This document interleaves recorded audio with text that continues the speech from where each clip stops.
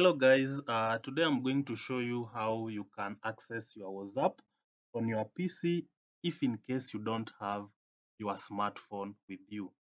So this was my case yesterday.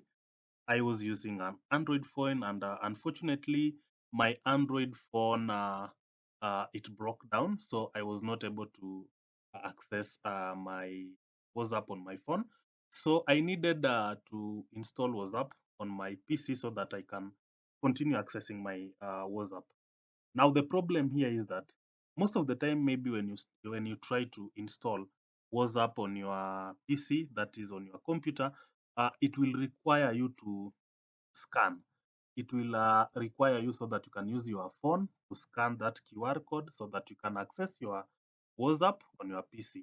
And this one is very difficult since I didn't have the phone with me because the phone had broken down.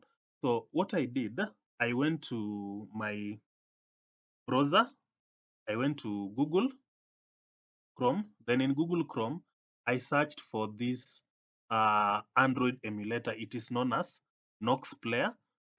Nox Player is an Android emulator.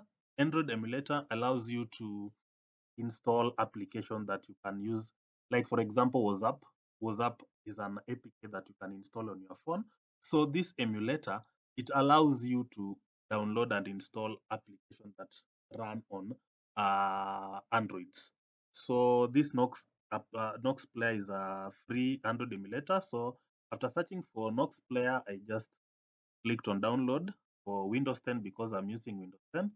Then I clicked on this button here, which is saying Windows 10 download because I'm using Windows operating system. So after downloading is a very simple process. After downloading, you'll just run it so that it install. It will just take a few minutes. So it's not something that is very difficult. You just install and you just run it and left it and just leave it install to be installing by itself.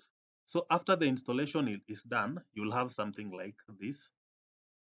So this one is the Nox Player emulator. So I've already installed WhatsApp. That then after you have installed the Nox Player, so it will display something like this. Then you'll just go the search button. Here you'll search for WhatsApp. Then after searching for WhatsApp, you'll download it. That is WhatsApp Messenger, of which I had already downloaded.